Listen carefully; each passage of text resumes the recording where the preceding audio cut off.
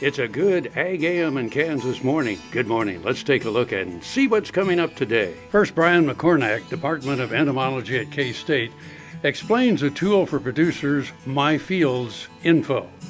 Then Curtis Thompson, Extension Weed Specialist, discusses managing resistant weed populations.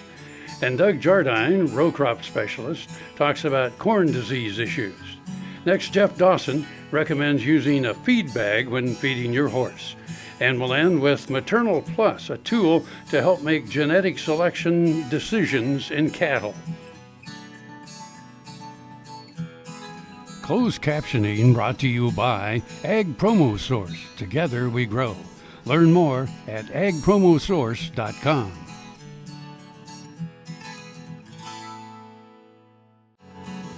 This segment brought to you by Kansas Regenerative Medicine. Your stem cells, your health, your life. I'm Brian McCornack from the Department of Entomology at Kansas State University, and today at Corn Schools I'm talking about myfields.info. This is a project that's been around for about 3 years. Most of the work that we've done to date has been in small groups, getting feedback from growers, consultants, county extension agents, even some researchers. We now have some tools available that let the general public know really what myfields.info is more about. One of the tools, for example, we talked about today is building your own management guide. So as an entomologist, as a group of entomologists, we like to provide up-to-date information about insect management. So one way that we do that is we send a PDF to you, or you come to an event like this and get a hard copy. And it's a list of all corn pests that are important to Kansas. What we're trying to demonstrate is that maybe not all corn pests are important to you. Not all corn pests are important to your fields. So this concept of myfields is a way of customizing that extension information based on who you are, where you are, and when you are. And when you take the time to put those three questions into a technology like myfields, all of a sudden you customize your extension experience and get what it is you really need that's pertinent to that particular field. When we originally started this project, it was iWheat. And what we found out from iWheat and talking to wheat producers is that they're not just wheat producers, they're also corn producers and soybean producers, some of them sorghum producers. And so instead of creating several sites that are disconnected, the approach, at least in our minds, was to consolidate this. Think about this in terms of a field. What happens to that field through time? Well, it's probably rotated through corn and soybean to not only for insect pressure, but also disease and weed management and fertility management. There's a lot of value in doing that. But at the same time, we didn't want to stress our users by going to multiple sites to do that. So the concept of myfields is really multi-commodity. And some of the bigger tools that will be coming up, at least to look for, one of which is actually what our stakeholders asked for, is the weed management guide. And that will be available here in the next couple months, but again, same type of customization. You go through and find the product that you really pay attention to, put that into your own management guide, and now you're only managing content for 5 to 6 herbicides that are important to you instead of the entire book. So again, it's that idea of taking what's meaningful and pushing that to you based on some very simple information, what we call data, that you send back to us. And so what we've talked about today with this group is how you can do that online right now at myfields.info.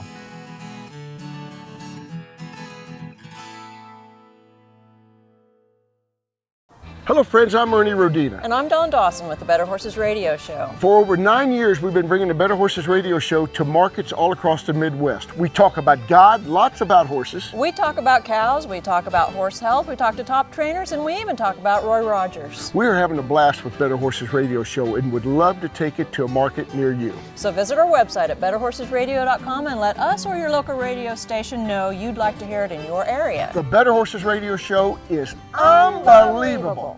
Ag Promo Source is a unique group of marketing specialists with one mission: help your ag business grow. Each affiliate has their own area of expertise, and they work together to bring you advice, products, and services. To get started, visit agpromosource.com. Ag Promo Source. Together we grow.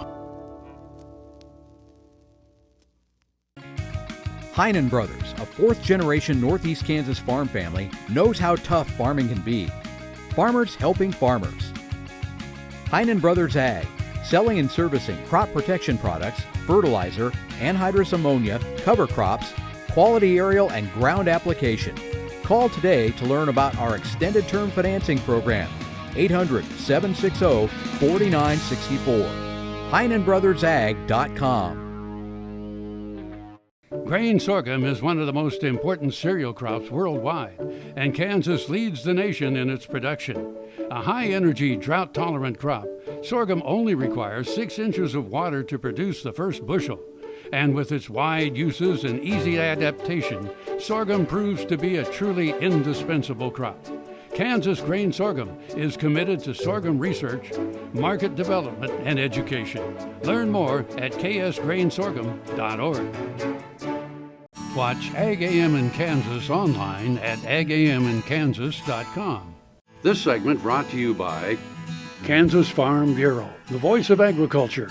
To join today or for more information, go to kfb.org or find us on Facebook and Twitter. Curtis Thompson.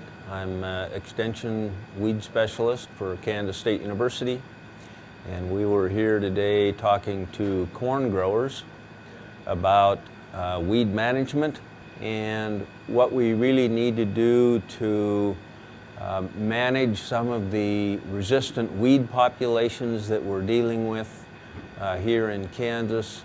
This is especially true for weeds like mare's tail, for weeds like the pigweed species, both Palmer amaranth and water hemp. And of course the mare's tail, we did focus on fall application or very early spring application. Very tiny or newly emerged mare's tail are easy to control with a lot of different products. We do have a number of products available for us that can go on in fall or early spring ahead of corn that effectively manage mare's tail. Of course, the real challenge for all of us are the strategies that we need to use to manage pigweed, again, both Palmer amaranth and water hemp. And with the planting dates of corn often falling in April, it simply means that we need to have a pre-emergence product in place. And I emphasize the fact that you must use a pre if we want to be consistent in terms of being able to manage the pigweed populations.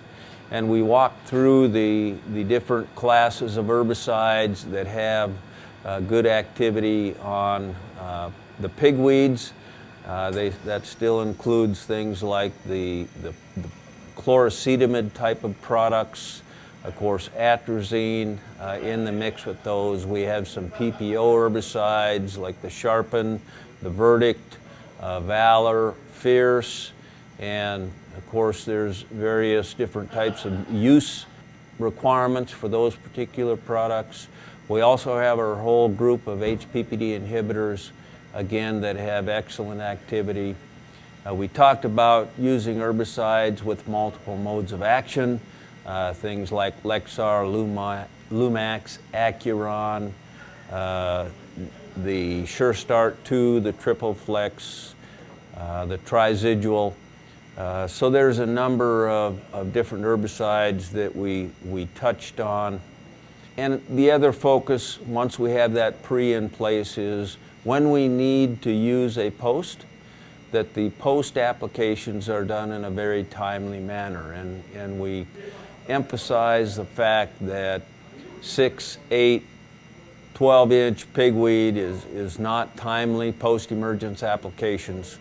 But in fact, if we're looking at 1 and 2-inch Palmer amaranth, I think and water hemp, we have a much better opportunity to try to control those if they're glyphosate resistant with some of the other products. We also then walk through the various resistances that we have found in these pigweeds, the ALS resistant, the triazine resistance, of course glyphosate resistance, PPO resistance and HPPD resistance. And so all of these resistances are creating some significant challenges for us. We did kind of wrap up our presentation saying that I do think if things if strategies are implemented in the timely fashion, if we spray our post-emergence treatments on small weeds, we can manage these pigweed populations and our glyphosate-resistant weeds. We kind of ended with the fact that it's not going to be cheap, and total cost of some of these programs is going to be very high. But we also need to manage these pigweed populations very seriously for the next 2, 3, 4, 5 years to try to reduce that pigweed population out there that's currently infesting our acres and causing such serious problems.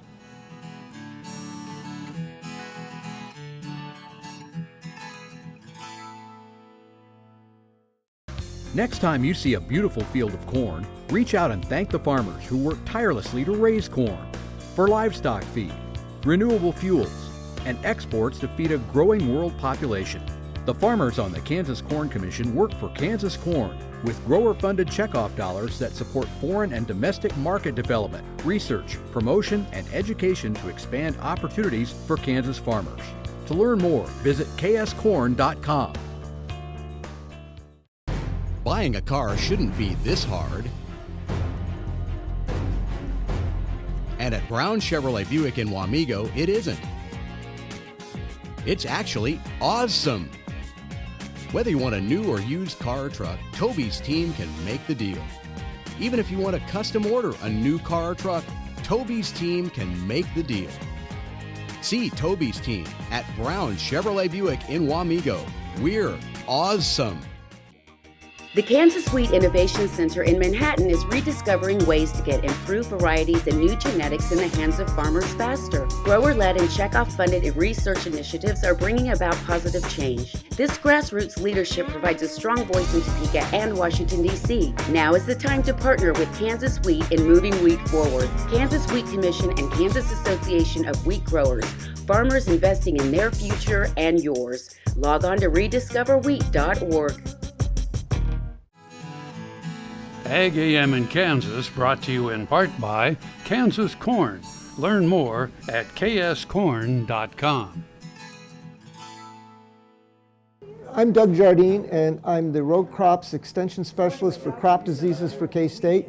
And we're here at today's corn production school to talk about some of the corn disease issues that we had in 2015, what were some of the root causes, what they could have or should have done about it, and maybe then translate that to what might happen in the 2016 season.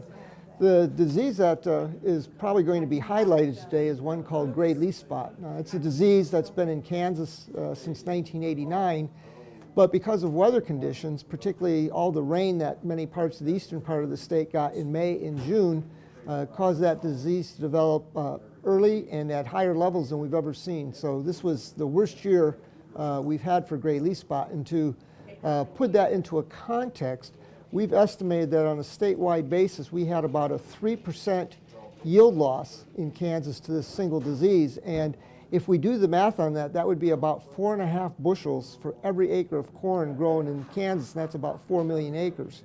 So again, about 17 million bushels at current prices. That would have been about $68 million lost. So one of the things we'll do with them today is review the management principles for gray leaf spot. It's going to start with hybrid selection. Some hybrids are very resistant and some are very susceptible. But this is also a disease that can be fairly easily treated with a fungicide. But they have to understand what the thresholds are for application, because if the disease hasn't developed, then they don't need to be spending the money and putting the particular pesticide out in the environment. But if the disease is there at the right levels, then it's definitely economical to go ahead and treat. The second disease we're going to visit about is one called southern rust. Again, this is a disease that appears every year in Kansas, but most years it's not an issue. It moves up into Kansas, usually from southern Texas. It normally gets here in late July or early August, and if we get our corn planted on time, the corn is so far along in crop development that the disease really has minimal effect on the crop.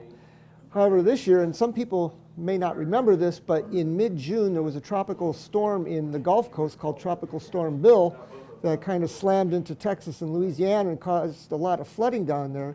But what that storm also did is pushed these rust spores up into Kansas at least a month prematurely. And again, because of the rains we had this spring, we had a lot of corn that didn't get planted till June. So the early arriving disease combined with the late planted corn proved to be fairly disastrous in a number of fields. During the summer, we tried to alert people to that, and hopefully some of the fields were sprayed, but we'll talk more about that this afternoon. And then the last disease we're going to cover is one called Goss's leaf blight. For the last several years, it's been a very significant disease in Kansas. And in 2015, for reasons we're trying to understand, it pretty much disappeared. And so, that's a good thing. But we're going to try and, review the principles of that disease with the growers, and maybe we can make 2016 another good year for not getting that particular disease. Well, there's a number of places they can get information. I would say for those that are social media users, we have a K-State Crop Diseases webpage, which they might want to find and like, and we provide a lot of this information through there, but also through the K-State Research and Extension website. They can find their way to the Plant Pathology Department webpage, and within that, on our extension section, we have links to all of the publications that deal with all of, not only the corn diseases, but wheat, soybeans, grain sorghum as well.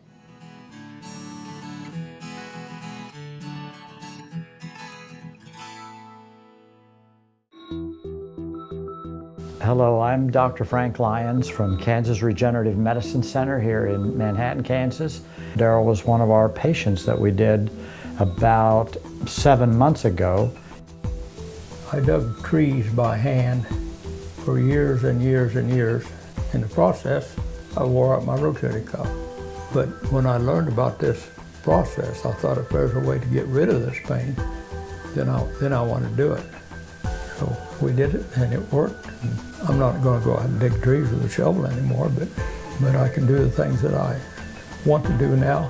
Well, it's been very gratifying to help people with their painful joints and other entities, and it's been especially gratifying to be able to help people who I know and have worked with and known for many years.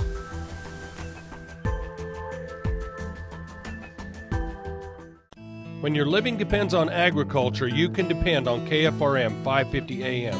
If you're in the southwest three-fourths of Kansas or the northern half of Oklahoma, catch us at 550 AM on the radio dial. But if that isn't you, listen on your cell phone at TuneIn Radio or on your computer at KFRM.com. We promise to keep you informed, entertained, and company as you go through your day. KFRM 550 AM, the voice of the plains. We would like to join your management team. This segment brought to you by Heinen Brothers Ag, farmers helping farmers by offering quality aerial and ground application, fertilizer, ag chemicals, and anhydrous ammonia. Call today to protect your crop yield. Hi folks, I'm Geff Dawson, ranch cowboy, entertainer, and just a general horse lover. Do you have one of those horses that's always banging around on their bucket or swooping the grain out of their feeder in the stall? Well, I have one of those horses, and I've come up with a little tip and a solution for that. I like my horses to eat out of a feed bag, and it's easy, and it allows them to eat off the ground like they want to eat naturally. Now, once you introduce your horse to the feed bag, and he knows his feed is in there, simply slide the bag up over his head, and your horse can eat out of the feed bag, and he can eat on the ground. You'll notice that they naturally drop their head to the ground and eat the feed out of the bag. Now this feed bag's got air holes in it where they can breathe, and everything is just natural like the horse likes it. Thank you, folks.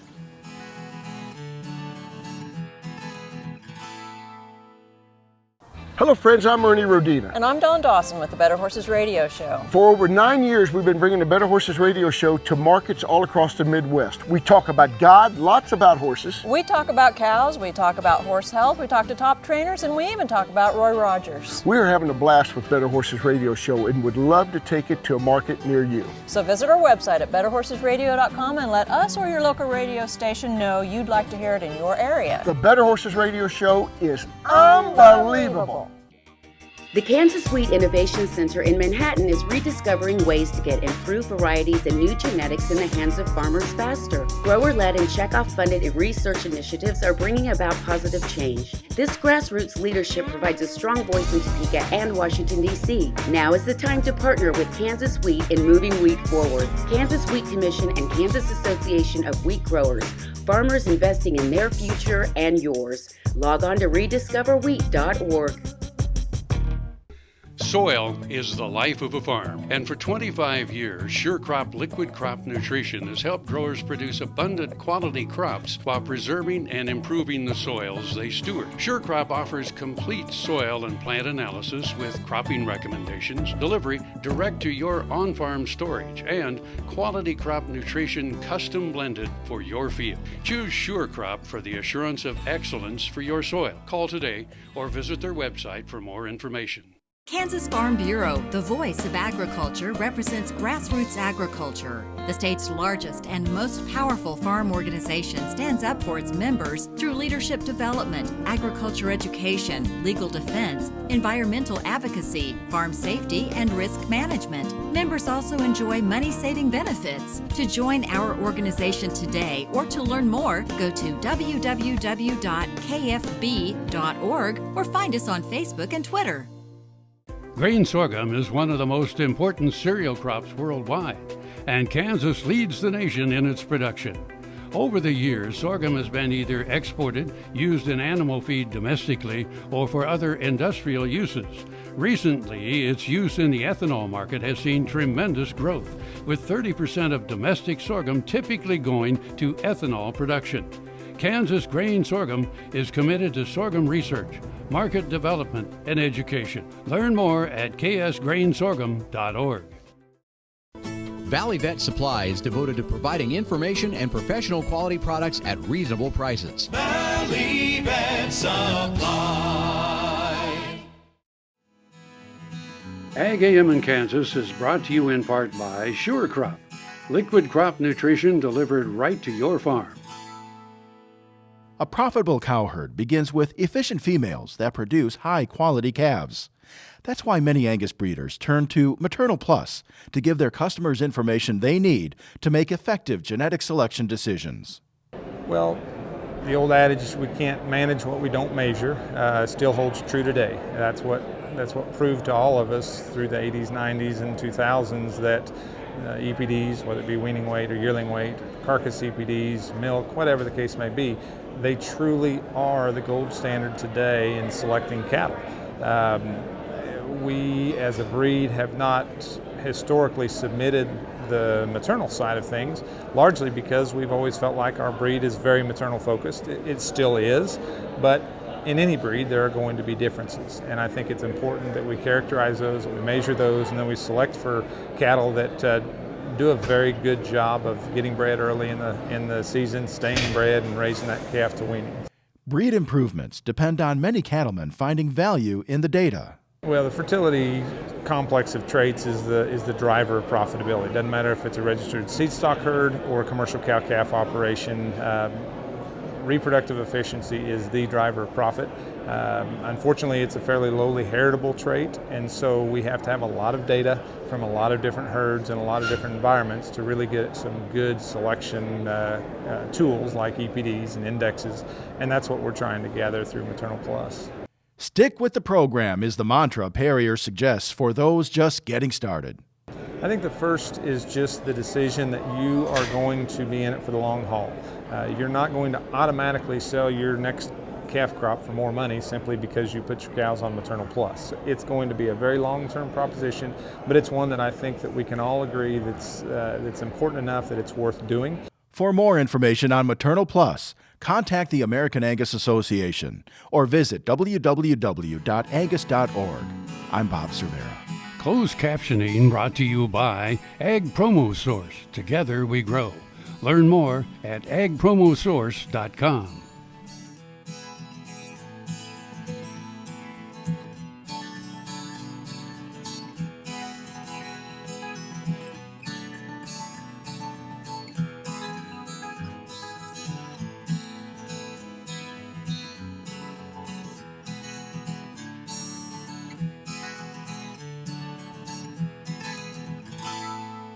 To see this show and past episodes of AGam in Kansas, go online to agaminkansas.com.